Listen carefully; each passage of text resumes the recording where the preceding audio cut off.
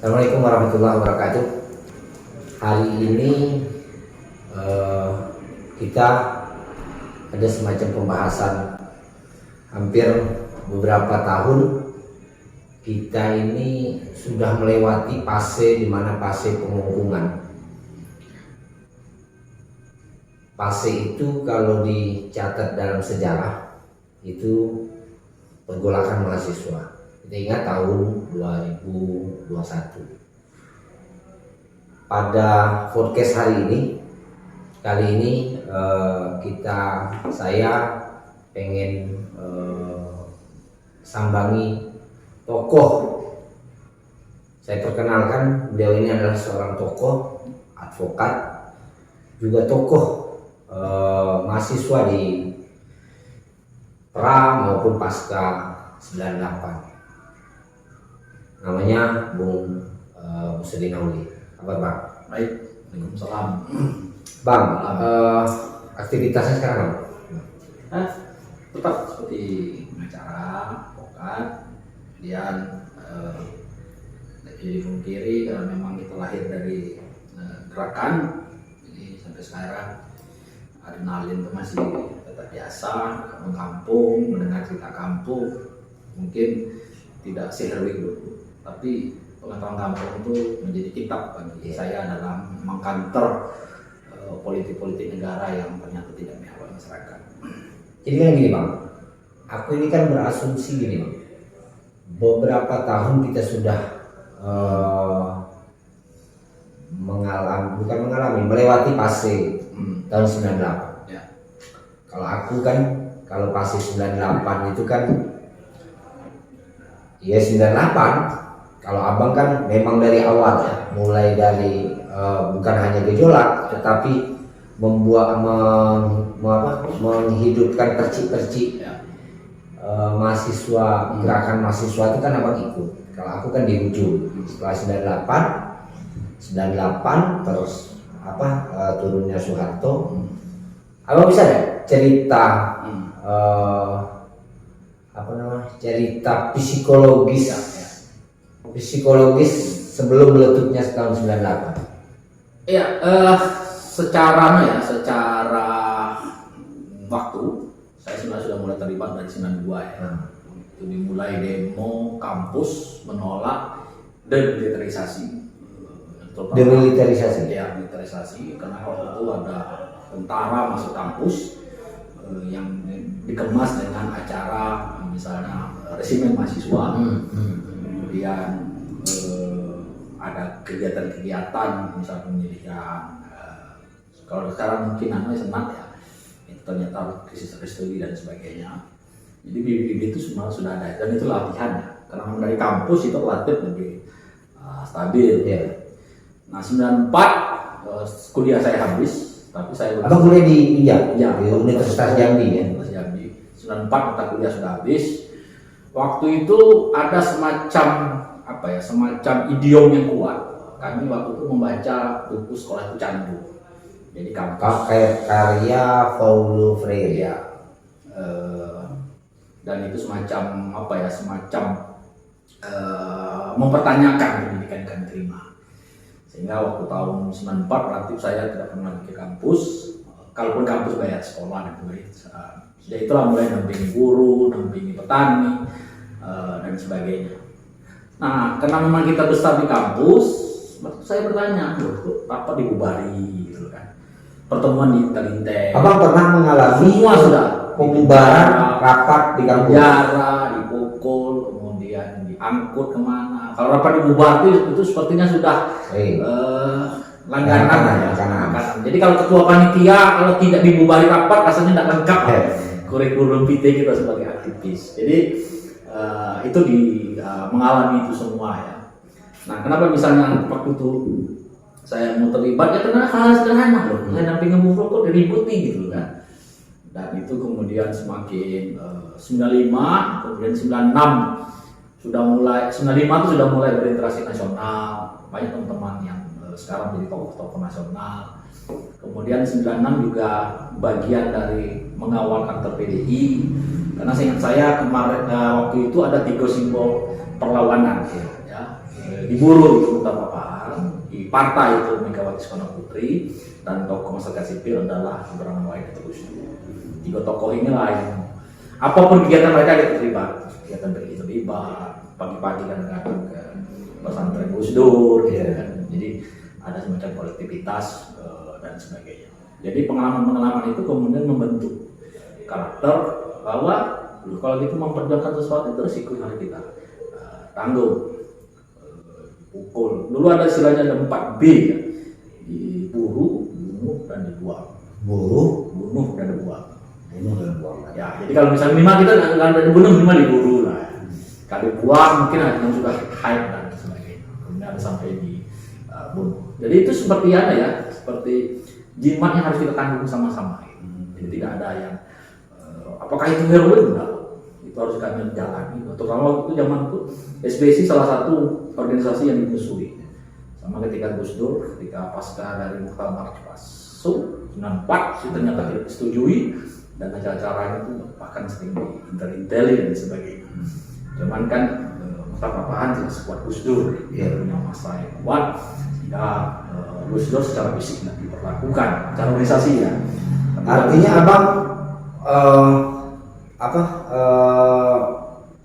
fixnya itu kapan mulai berinteraksi dengan apa? 94 itu udah mulai hampir setiap bulan sekali saya ke Jakarta. Waktu itu masih naik mobil ini ya, mobil ini. Jadi kami itu harus estafet. Dari 94 udah mulai diagendakan. Sudah diagendakan untuk apa? Ada aja undangan nasional. Waktu itu belum. Itu silent ya, masih silent lah ya. Iya masih silent. Misalnya kalau ketemu kami di Palembang, nanti ketemu sama ini di roket ini, nanti yang jemputnya adalah koran yang lipat. Itulah. Atau bisa rampung, tunggu aja situ, nanti ada 2 orang pakai koran lipat, itu saya bilang. Kalau Jambi, kalau skop nasional udah terlalu besar lah gitu. Kalau bapak skop Jambi, kalau Jambi itu kan ini soal cara abang mengkomunikasikan. Karena kan dulu bang 94 itu jangankan apa yang teknologi secanggih hari ini kan tidak mungkin lah kan. Abang memulai dengan mencari apakah itu lawan atau kawan itu seperti apa? Yang pertama saya masih dari kampus dulu. Dari kampus dulu.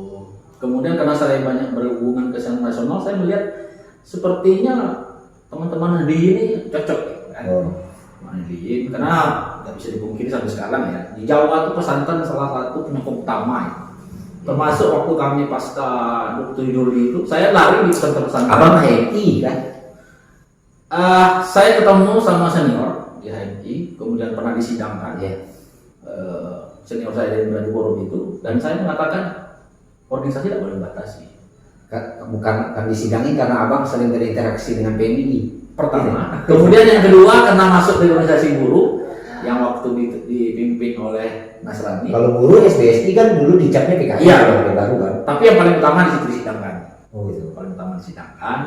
Kemudian ketemu teman-teman di Jawa, saya belum kuat ya relasi dengan teman-teman Katolik. Kalau Jawa kan Katolik sama orang ini lebih kuat ya.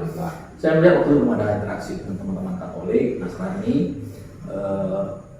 Ketika saya lihat teman-teman di Jawa itu, kaum Nahdliyin ini cocok nih, makanya kemudian saya mencoba bangun komunikasi teman-teman yang secara organisasi di kampus kan di PDI gitu. Itu sejarahnya. Kalau Pak itu kan kalau 98 kesini kan aku udah mulai masuk Jambi Bang. Kalau perjalanannya kan pasca 98 aku kenal abang, terus dia di SBSI, di Serikat Buruh Sejahtera Indonesia itu kan kita sudah mulai mencoba mematchingkan sebuah gerakan kan, bahwa gerakan ini sudah tidak layak, bukan tidak layak, tidak harus fokus di kampus, tetapi bagaimana reformasi 98 pasca Soeharto turun ini menjadi sebuah agenda rakyat. Artinya agenda rakyat ya, kalau di zaman Orde Baru yang dulu tanahnya digusur, atau soal upah, terus soal diskriminasi di kaum miskin kota kita kan sudah mulai berinteraksi lah. Ya kita melakukan istilahnya itu pendampingan mulai dari Empang Benau, PT Das di Tunggal Hulu dan banyak hal-hal lain, termasuk juga solidaritas mahasiswa dan petani terhadap buruh. Kan kita sudah mulai, kalau pasca 98-nya kita sudah mulai berinteraksi seperti itu. Pertanyaan aku seperti ini, Bang. Di era kekinian, di era sekarang, aku sebutnya ini era digital atau era milenial. Kalau dulu 98 relatif penginisiasi ini kan semuanya mahasiswa, kan gitu, Bang. Ya kan, inisiasinya itu kan semua mahasiswa. Mulai dari dalam skup skala nasional, skala daerah, segala macam itu. Abang melihat ada nggak perbedaan antara antara dinamika mahasiswa hari ini dengan dinamika mahasiswa yang pernah abang dulu? Jadi saya pernah baca ya, bahasa atau mungkin filosofi Tiongkok ya, bahwa untuk mengalahkan musuh tidak mungkin menggunakan satu jurus yang sama. Jadi bisa dipastikan cara-cara yang dilakukan zaman Orde Baru tidak bisa lagi dipakai dengan cara sekarang. Nah sekarang tidak bisa dipungkiri, zaman sudah modern, pengetahuan orang sudah maju, literasi sudah maju, tentu strategi juga harus canggih. Paling gampang gini lah. Kalau misalnya pintu dibuka, ngapain ya harus teriak depan pagar? Kalau dulu kan mungkin dulu berarti 98 pintu masih tertutup, pagar goyang-goyang. Kalau sekarang semua sudah bisa dibuka. Yang kalau sekarang itu relatif pintu sudah dibuka dan kita harus konkret gagasan. Jadi kalau misalnya mau nol apa BBM, kita analisis dulu. Dan mesti kita panggil ahli apa dan sebagainya. Sehingga ketika bisa kita menyampaikan kepada pemerintah itu langsung solusi. Dan tidak bisa dipungkiri, kalau pas daripada kepala daerah tersangkut korupsi, kepala daerah juga mengalami proses. Benar, Bang. Aku ingat kan, kalau kita demo soal penolakan undang-undang agraria, kan? Di lapangan itu kan kita selalu dibilang, kalau kalian menolak, apa solusinya? Kan gitu kan? Apa solusinya? Mana solusi yang harus diapa? Enggak, kita nolak aja kan? Tidak, kita nolak bahwa ini undang-undang ini berpihak kepada kapitalisme, berpihak kepada pemodal. Kalau sekarang kan seperti itu. Kalau itu kan seperti itu. Kalau sekarang nggak gitu lagi kan? Harusnya menolak harus ada solusi. Artinya peningkatan pola kapasitas di mahasiswa kan? Itu yang paling penting. Nah, realitasnya, tapi nggak tahu lah, Bang. Saya ini kan tinggalnya di daerah. Abang kan tinggal di kota. Realitasnya kalau dulu, Bang, kenapa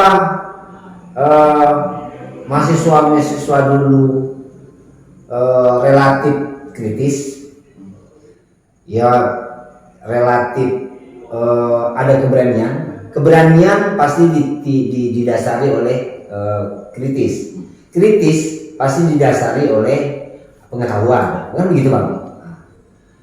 Saya nggak ngelihat, Bang, kalau ya di mahasiswa Jambi ya kan, di mahasiswa Jambi ada mahasiswa yang coba untuk melakukan argumentasi. Contoh yang paling konkret ketika di DPR provinsi maupun di DPR kabupaten kota menelurkan sebuah perda. Kan pasti itu kan, kalau perda kan pasti analisisnya analisis ilmiah kan. Saya tidak pernah ketemu dengan ada kelompok mahasiswa yang coba untuk mengkritisi hal-hal yang seperti itu. Gampang kok lihatnya. Apakah mahasiswa melakukan perlawanan merasakan keringat rakyat? Kalau mahasiswa merasakan bau keringat rakyat, itu pasti keluar poin-poin untuk mengkanter kata-kata itu. Artinya pengorganisasian masih butuh. Oh iya dong. Iya kan? Iya. Masih butuh. Karena suka dan tak suka melakukan perlawanan di tengah rakyat.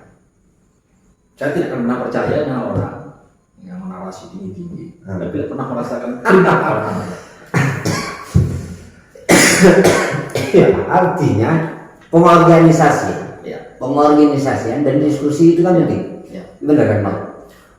Biar apa namanya ada balancing antara pengambil kebijakan dengan pengkritisi kebijakan, kan seperti itu. Tapi media baik cetak maupun elektronik dalam perdebatan nggak pernah menampilkan mahasiswa, Bang. Skala nasional pun juga seperti itu. Kadang-kadang mahasiswa posisinya dengan keprok-keprok. Nah, kalau itu pertarungan gagasan. Kenapa misalnya saya pertarungan gagasan? Media itu sebenarnya butuh news yang seperti itu. Iya. Cuman ketika media melihat substansinya dan nyambung, ya mereka tidak mau. Paling gampang gini lah. Masih nggak ada perdebatan penolakan mahasiswa BBM? Ya. Mungkin 2 tahun lalu. Ya. Suara presiden UGM itu lebih dengar daripada presiden dari kampus yang lain. Kenapa suara didengar presiden UGM tersebut, presiden mahasiswa tersebut? Karena dia mau melakukan pendampingan. Iya. Jadi Lebih real. Jangan kan mengambil keputusan, saya bisa merasakan mahasiswa ini cuma gombal, mahasiswa ini beda aura Antara mengatas nama dengan betul-betul bagian dari perlawanan itu. melakukan pengorganisasian itu. Tapi gerakan mahasiswa itu bukan simbol, dia nilai. Iya. Jadi justru saya ketemu teman-teman yang lagi tren sekarang di beberapa tempat, itu mahasiswanya betul-betul mendampingi petani, mendampingi buruh. Di Jambi. Di mana-mana, hampir setiap perlawanan cukup pasti ada mahasiswanya. Di Jambi masih ada. Masih ada. Sampai hari ini. Mereka tidak pernah menggerakkan mahasiswa. Oh gitu. Gitu. Jadi nilai perlawanan itu yang keluar, bukan simbol aku mahasiswa. Nah, kalau misal melakukan perlawanan yang seperti itu lebih respect, lebih didengar. Karena suara yang keluar itu suara-suara dari bawah. Nah, itu yang saya bilang, strategi lama tidak mungkin lagi kita pakai. Betul, ada perlawanan gerakan simbol. Itu biasanya harus dengan strategi. Nah, kembali nih yang tadi itu, suka dan tak suka media sekarang itu kan media yang tidak seperti kita bayangkan media dulu. Mereka harus menghitung hit kalau online, mereka harus menghitung ini dan sebagainya kan. Nah, bagaimana kita merebut? Kita tidak boleh cengeng. Kamu tidak meliput, aku tidak. Bagaimana orang itu mau meliput kita? Bagaimana cara meliput kita? Mau meliput kita ini dengan cara misalnya apa yang menarik bagi dia. Nah, media yang sekarang itu menarik bagi dia itu adalah yang punya kalau bahasa saya itu ada semacam percikan.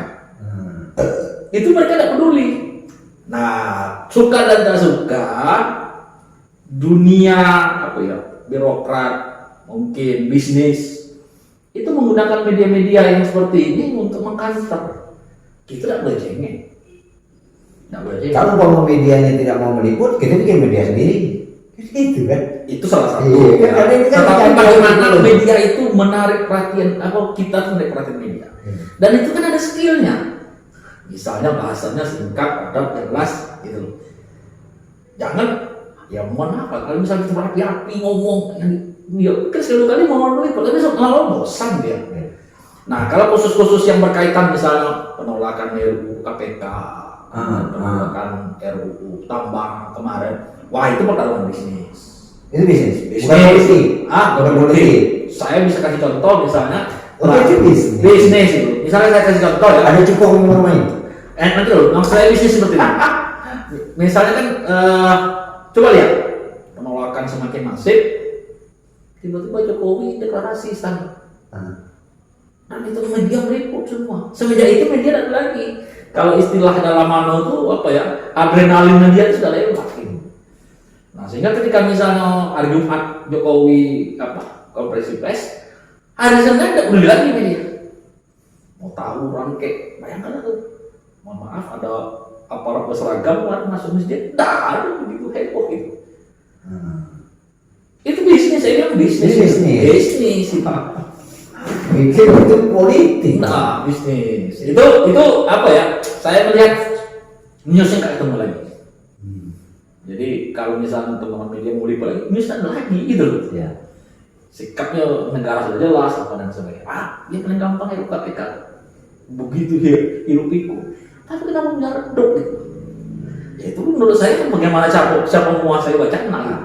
Bang, ada ukuran nggak sih Bang? Apa namanya?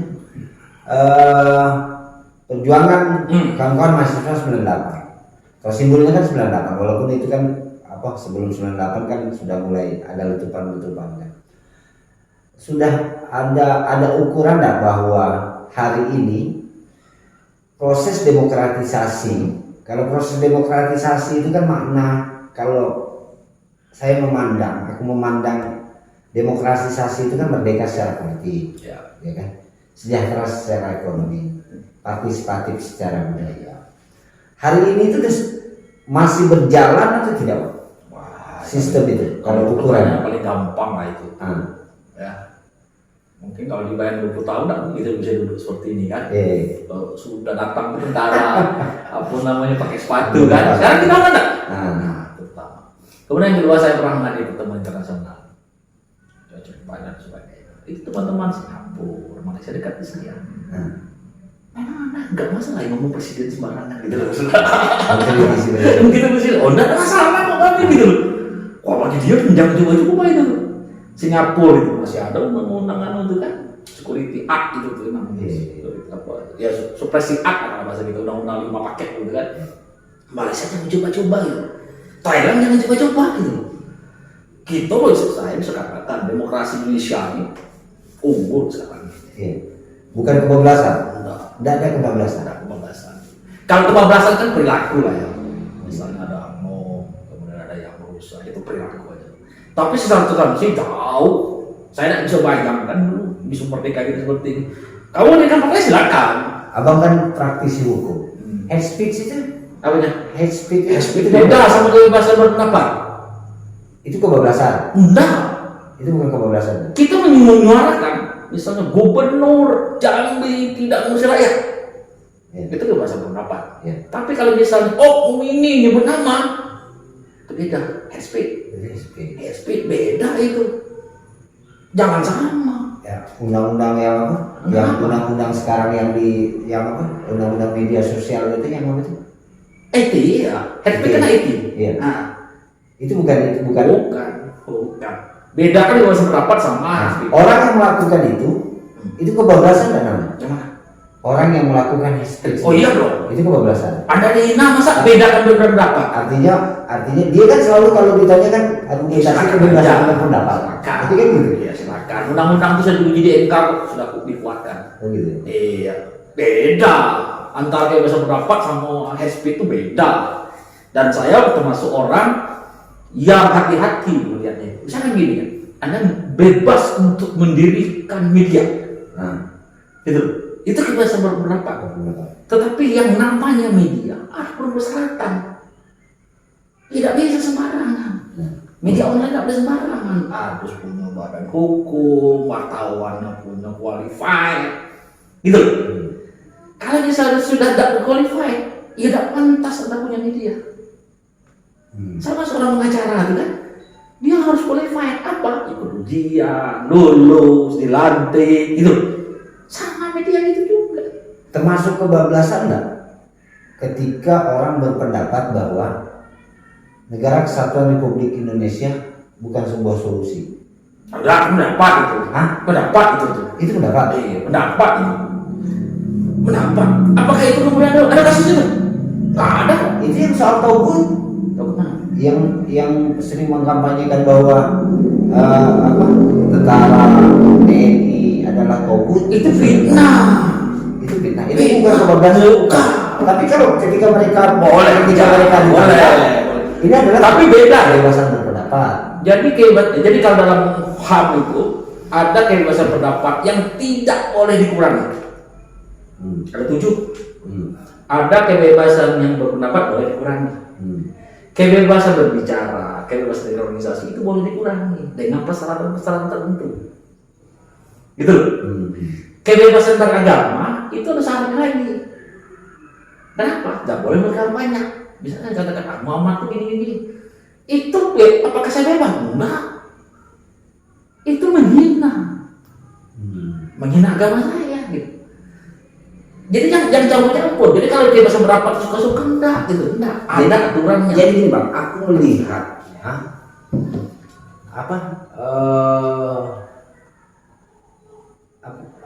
judulnya itu kebebasan berpendapat, tetapi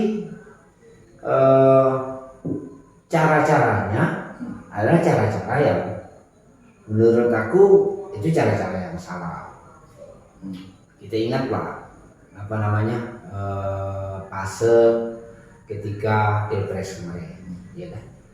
Fase pilpres itu kan fase yang kalau kita melihat secara mendetail kan itu kan fase yang ini antara kiamat dan tidak kiamat.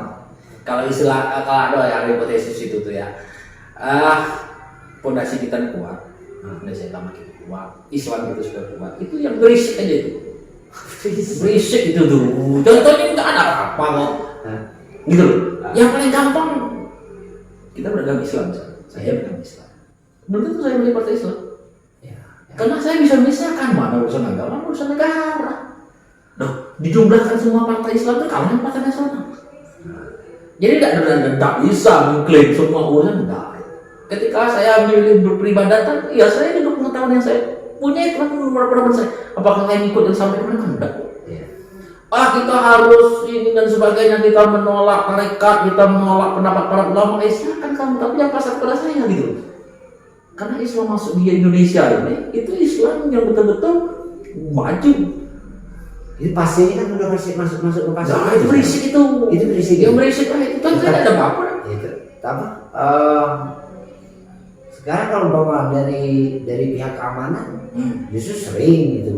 Biar aja mereka analisis. Tapi kalau saya nggak khawatir. Nggak khawatir. Dulu mereka banyak mempersoalkan ziarah kubur. Ya, mereka mempersoalkan tahlilan. Ternyata enggak. Ya kalau itu sih, itu kan perbedaan pandangan, perspektif. Tapi kan maksa ya kalau sekarang itu kan kalau tapi pesannya itu bahwa yang seperti itu ternyata tidak bertahan ya, fondasi agama sudah kuat. Karena kenapa dulu Muhammadiyah mengatakan bahwa kunut itu salah, NU juga bilang bahwa kunut itu benar. Nah, sekarang hari ini kenapa tidak baik? Karena sama-sama dasar subuh. Tapi yang ngerinya tuh di luar pada ini.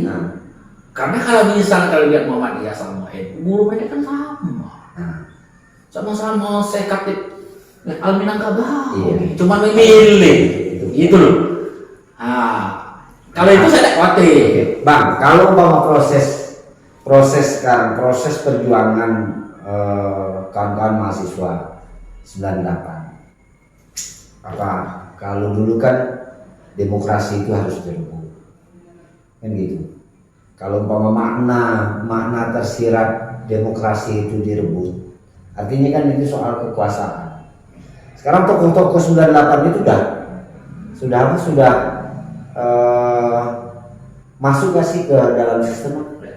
Terus masuk gak di dalam sistem? Masuk. Nah, artinya persoalan rakyat. Kalau kita kan kalau bicara soal persoalan rakyat ini kan ada bagian-bagian.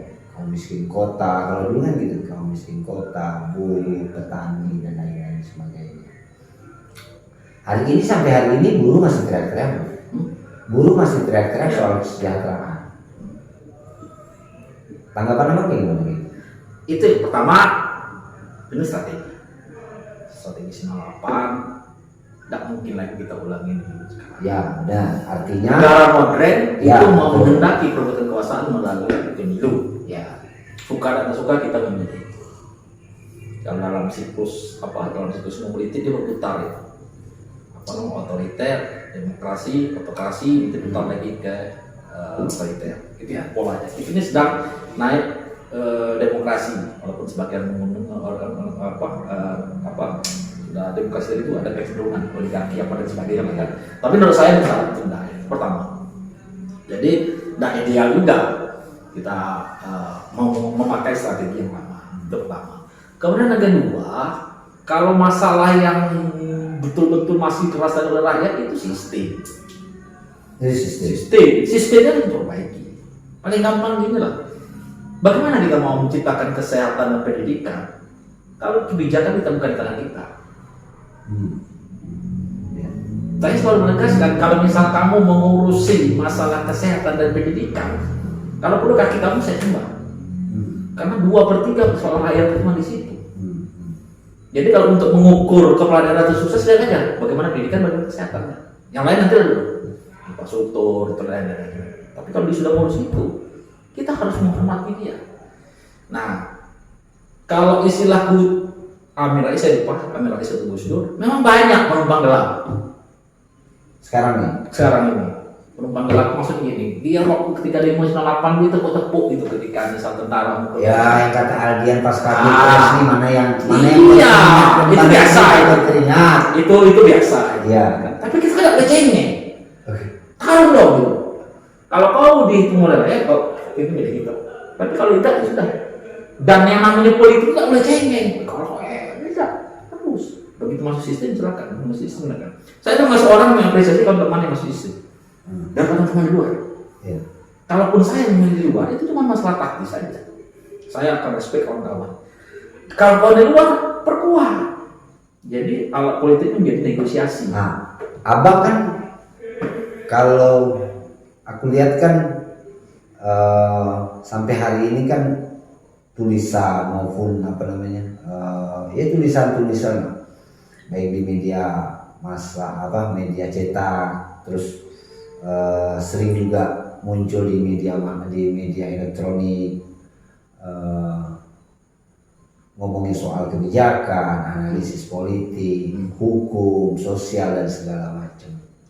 Pernah nggak abang menelurkan sebuah ide yang itu memang bisa disambut oleh kawan-kawan yang di baik di legislatif? Iya, sering. Ada berapa draft perda terima kok. Provinsi, Iya. kabupaten, Provinsi gawat terima kok, ada masalah. tidak masalah. Ada masalah. Dan itu memang clear. Begitu apa-apanya ya. Kalau saya kan gini ya, ya ada suka Muhammad kan teladan kita.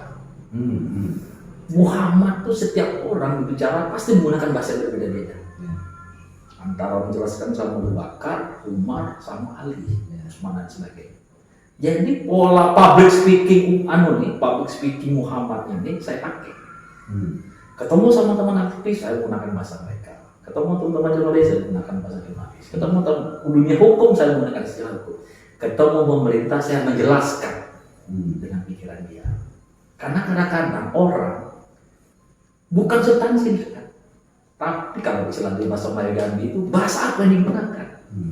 Nah, namanya gampang gitu lah. Aku ke atas orang. Tentu semua pengetahuan Hasyim Asy'ari, Gus Dur saya harus kuasai loh. Itu loh. Sehingga saya tidak perlu membicarakan tentang kunut dan tidak. Ngapain gitu loh, jarak kubur tidak, ya ngapain? Clear. Tapi ketika saya ketemu teman-teman Nahdliyin, saya ngomong seperti ini. Ketemu Muhammadiyah, saya ngomong seperti ini. Saya alhamdulillah sampai sekarang masih disiplin kok. Yang namanya puasa mengikuti anjuran Muhammadiyah, lebaran. Tapi ada percaya persoalan enggak kok. Nah, ketemu teman-teman hukum, saya ngomong seperti ini. Sehingga ketika ada gagasan, saya menggunakan di mana medium apa yang saya pakai. Bertemu teman DPR, saya sampaikan berdasarkan pemikiran dan itu terima. Jadi strateginya itu. Ya. Kalau analisis abang, pemerintahan Skup Indonesia itu mengarah memperkuat demokratisasi di Indonesia. Ukurannya apa? Bebas demokrasi. 50 orang kita sendiri partai. Ada larangan? Ada sampai sekarang.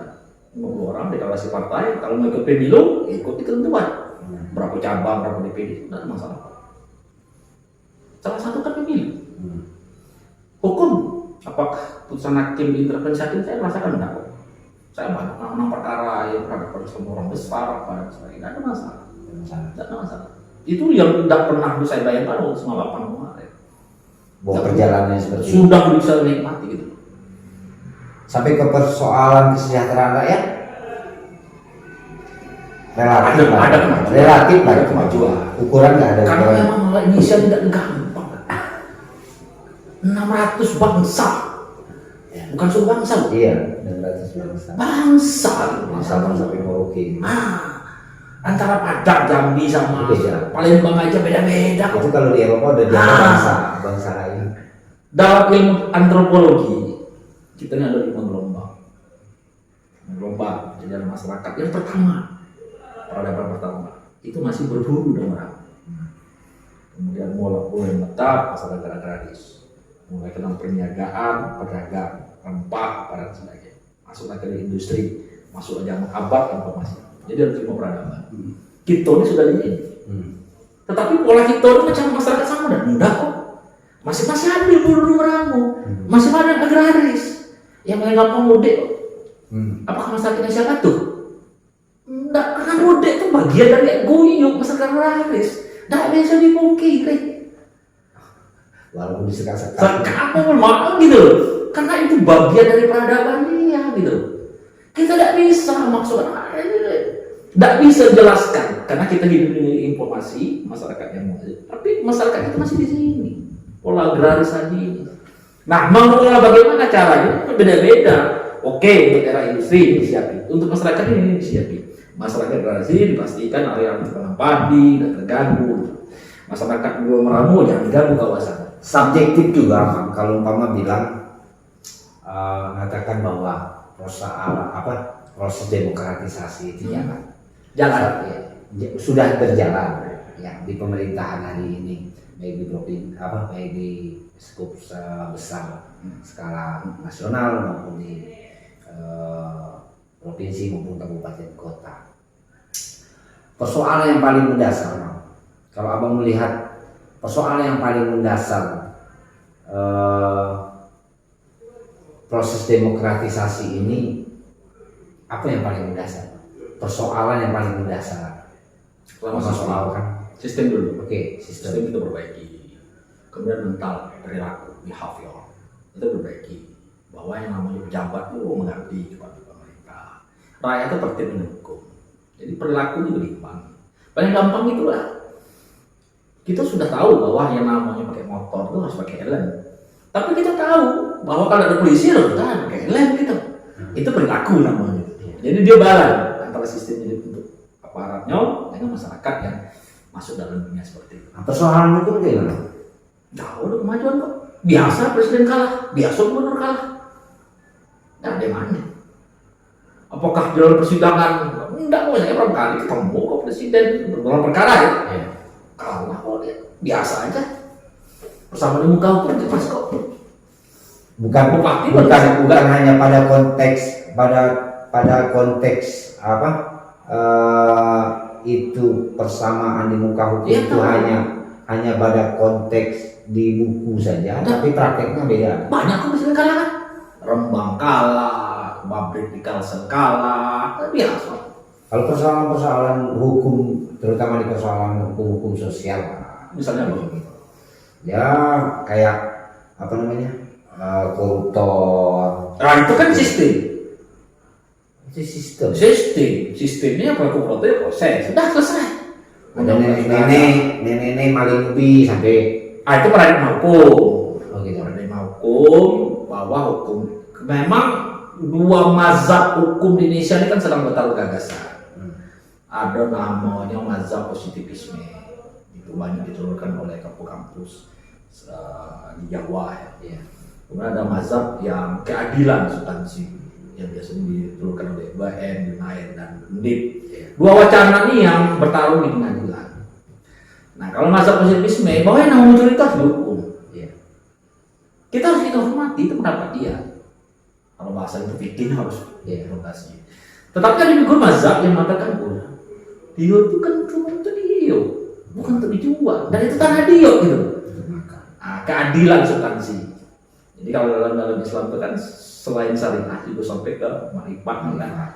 Nah ada orang yang fikih saja gitu. Ya sudah, itu mazhab yang dipilih. Tapi juga kita menghormati masyarakat yang punya kaitan. Jadi pertarungan mazhab itu biasa ya dalam dunia hukum itu.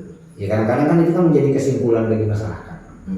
Ya kan, yang paling relatif apa namanya, soal hukum tadi itu kan yang paling relatif itu di kalangan masyarakat itu kan suka membanding-bandingkan orang yang begitu miliaran korupsi dihukum dengan hanya beberapa tahun seperti itu kan. Itu kan selalu Itu disparitas.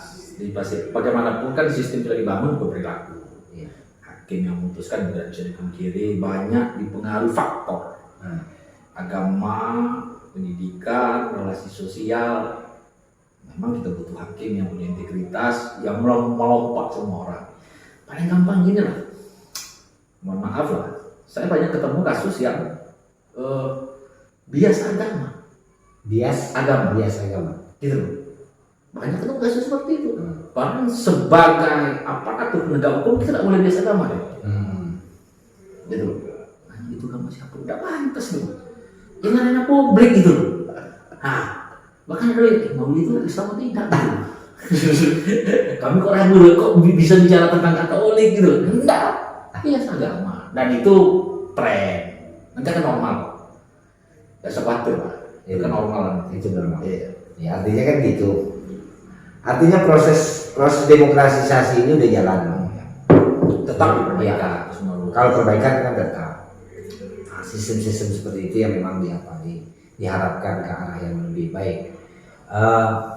Ada semacam harapan bagi generasi yang Ya, kalau sekarang. abang dulu kan ya generasi hari ini lah terhadap apa namanya proses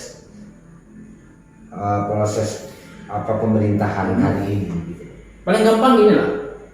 Ketika 98 kita malah memperjuangkan simbol-simbol. Ya. Misalnya simbol anti rakyat, korupsi, apa dan sebagainya itu ya. Orang yang anti rakyat, proses hukum gitu lah ibaratnya dan sebagainya. Anak-anak muda sekarang itu kan bukan simbol lagi, nilai. Paling gampang gini lah. Teori apapun yang kita pakai mereka bisa baca. Gitu. Kita dulu tuh harus sembunyi-sembunyi baca buku Madilog. Ya. Mencari dulu, bukan membuku. Kalau sekarang mereka bisa kok. Saya kok diskusi teman-teman yang umurnya 24 tahun, 26 tahun, tapi bicara tentang Madilog, tentang teori apa, mereka jago-jago. Tapi mereka punya standing untuk berjuangkan nilai ini. Paling gampang gini lah. Kalau media yang punya interest ya tidak seperpihak pada kebenaran, itu adalah publik. Itu jelas kok. Itu siapa melakukan anak muda ini loh. Anak muda ada sama media nasional tiba-tiba dihajar, tumbang aja itu. Siapa ini? Tak tahu gitu. Tapi diperjuangkan kebenaran. Nilai-nilai mereka sedang berjuangkan itu. Pejabat daerah ini kasih tahu mereka melakukan itu. Saya khawatir karena mohon maaf saya lahir ikuti proses 98, anak saya 97 lahir, gitu kan? Kemudian lahir lagi 2009, artinya setiap generasi ikut. Iya. Dan anak-anak muda sekarang itu tuh argumennya harus rigid, jelas dan sesuai dengan standar. Kalau dulu itu memang orang tua ngomong ya harus dengar, tak boleh dibantah. Sekarang enggak. Bagi tidak logiknya akan dibantai langsung. Saya ketemu anak saya tuh yang paling kecil itu tuh berdebat sama ibunya, yang guru bahasa Indonesia SMA. Dia berdebat kelas 5 SD. Kenapa? Karena setiap kata sebelum mengeluarkan dia baca dulu. Gitu. Jadi ada satu kalimat yang menurut dia salah dan dibantah. Dia bisa nunjukin kamus online dulu. Dan ini kelasnya sedang tumbuh. Apa contohnya? Jelas kok. Mereka sudah benci dengan koruptor. Cuman mereka tidak butuh perlawanan seperti hero gendang. Mereka dengan cara mereka sendiri. Harus berkelompok. Pasti dong. Berjaringan mereka. Berorganisasi kan bukan berarti berkelompok Itu kan Bang. Berjaringan mereka. Artinya kan berorganisasi yang paling penting Bang. Itu Nggak, yang aku garis bawahi. Nggak mesti berjaringan sekarang. Berorganisasi yang penting. Pasti. Tetapi yang mengelola bencana siapa sih? Apakah organisasi simbol-simbol? Enggak kok. Mereka datang hubungi kita, bang membantu bang bencana 10.000, 20.000. Cari mereka. Dari mana dana gempa yang didukung oleh masyarakat yang bisa ketahui? Bukan organisasi, artinya itu tiba-tiba sekarang bisa 5 miliar sama dari mana mereka? Artinya Berjalan, itu yang saya bilang strategi mereka lebih canggih. mana dulu berjaringan dengan berorganisasi? Itu kan pilihan. Oh itu. Kalau zaman sekarang menurut saya berjaringan. Tidak mesti, mereka boleh simbol-simbol dan mereka tidak perlu disampaikan. Di kerja kami tidak penting. Paling gampang ketika bencana. Dari mana bisa menggali dana yang sebesar itu? Kita aja mengumpulkan dana susah kok. Dari mana gitu? Paling gampang inilah ketika di kampung meninggal lah misalnya. Berapa dana yang jatuh kumpul gitu? Jaringan. Dan itu strategi mereka. Kita belajar. Gitu. Kan banyak tuh ketika misalnya paling gampang DPR mana? Tiba-tiba kita udah kenal orang, tiba-tiba jadi gitu. Aku DPR. Ada di Jawa tuh saya baca, cuma modal ngantar air galon. Gak ikut kampanye. Di DPR tuh ada 10 orang hat-trick kota itu. Gak pernah nengok. Oh ya salah teman kita lah. Kenapa misalnya dia bisa menang? Kita baca dia. Korona aktif, spanduk aktif. Jaringan dia dikelola. Saya ikut kok kena dapil ibu di situ kok. Rajin ya menjaga jaringan itu. Kita belajar. Nah cara-cara seperti ini adalah strategi yang tepat. Nah memang ada persoalan teman-teman yang masih kalau menurut saya seleksi lah ya. Kalah di pertarungan. Iya. Dan cengeng baru nepuk dado aku sama apa? Aku sama untuk sekarang. Nah, ada soal lawan nasional 8 ketika kalah saya. Potensi diri itu yang paling dia beli. Tidak meningkatkan kapasitas. Saya sudah jauh lah teman saya yang lama-lama itu dulu iya dengan cara tapi sekarang kalau udah pemerintah kan bukan banting meja konsep dong.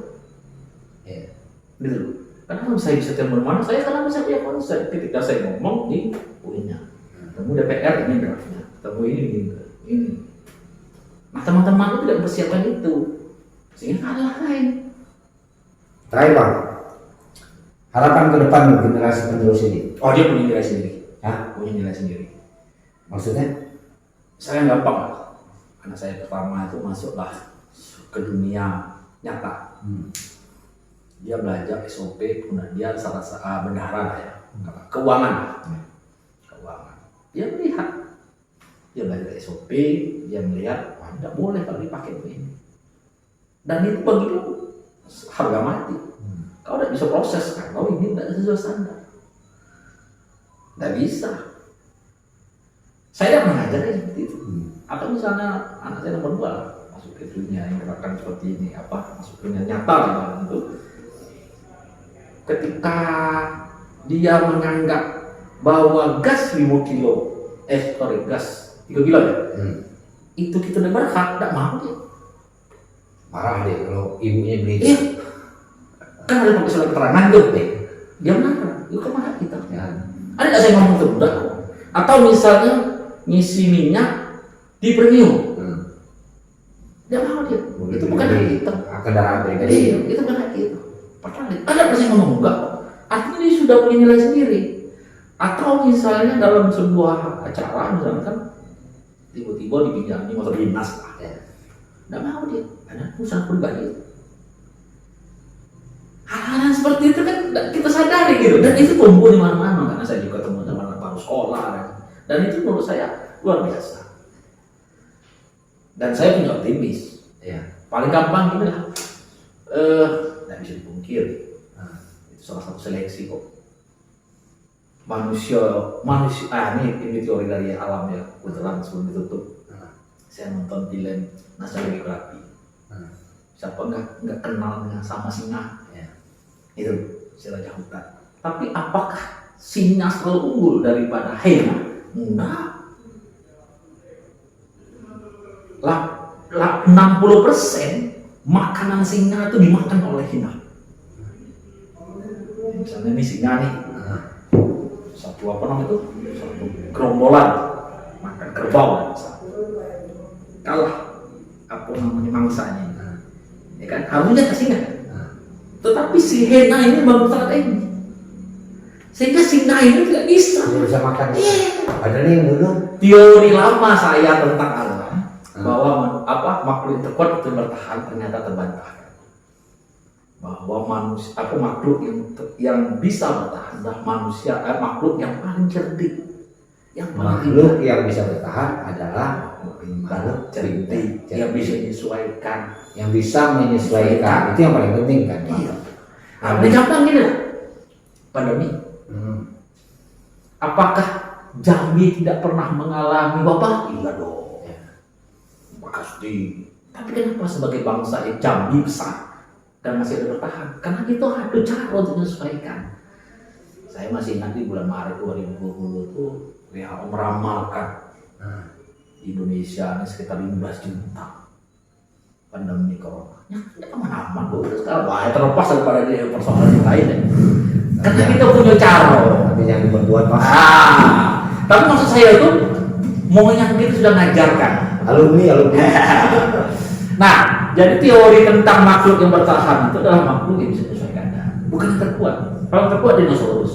Ya, tapi karena bilang. Begitu juga. Harimau makan itu sekali. Tapi manusia itu rakus misalkan. Nah itu yang membuat pesan saya bahwa kalau misalnya orang tidak menyesuaikan perkembangan zaman dia akan tenggelam. Tidak bisa. Nah kalau misalnya kita mau ikuti demokrasi besok, ada standar yang kita gunakan, ada prinsip kita pegang, dan kita harus menyesuaikan. Namanya dalam bentuk kondisi politik terkini lah. Dan anak muda sekarang luar biasa kok.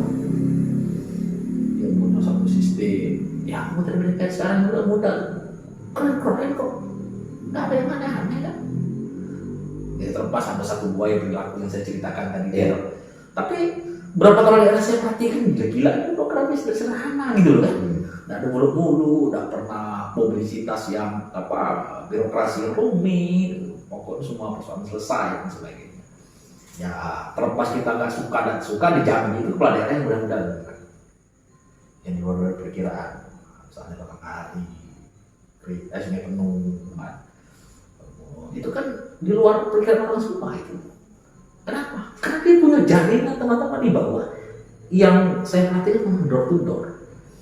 Dan uang, dan punya kekuasaan dan sebagainya. Itu dia ngomong jaringan. Saya ketemu sama teman-teman tim suksesnya itu bilang, Bapak, kita punya harapan. Itu keliling kampung-kampung. Berpolitik ke depan seperti itu. Nggak bisa pakai kalau masa kenal anak aku nggak bisa lagi zaman sekarang ya. Memang harus. Artinya harus ada ide yang memang ide dibarengi dengan jaringan. Ya. Mungkin harapan-harapan seperti ini, proses demokratisasi ini bisa berjalan dengan baik kalau memang generasi selanjutnya generasi yang punya ide dan agar bisa bertahan, bekerja dan memiliki ide-ide seperti itu. Tetapi momentum 21 Mei ini kan tidak bisa kita tinggalkan juga kan Pak.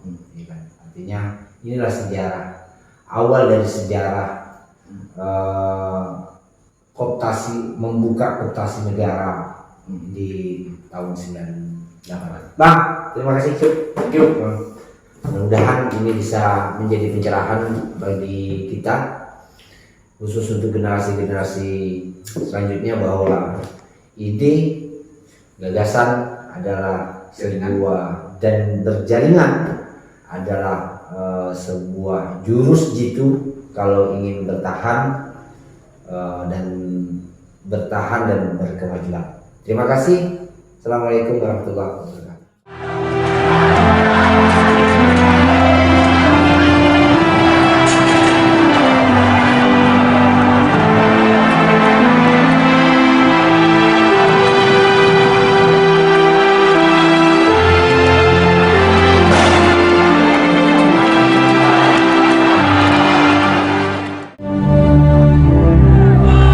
Assalamualaikum warahmatullahi wabarakatuh. Sejak beberapa waktu terakhir, saya mengikuti dengan cermat perkembangan situasi nasional kita, terutama aspirasi rakyat untuk mengadakan reformasi di segala bidang kehidupan berbangsa dan bernegara. Atas dasar pemahaman saya yang mendalam terhadap aspirasi tersebut dan terdorong oleh keyakinan bahwa reformasi tersebut perlu dilaksanakan secara tertib, damai dan konstitusional demi terpeliharanya persatuan dan kesatuan bangsa serta kelangsungan pembangunan nasional. Saya telah menyatakan rencana pembentukan Komite Reformasi dan mengubah susunan Kabinet Pembangunan ke-7. Dan setelah dengan sungguh-sungguh memperhatikan pandangan pimpinan Dewan Perwakilan Rakyat dan pimpinan fraksi-fraksi yang ada di dalamnya, saya memutuskan untuk menyatakan berhenti dari jabatan saya sebagai Presiden Republik Indonesia terhitung sejak saya bacakan pernyataan ini pada hari ini, Kamis 21 Mei 1998.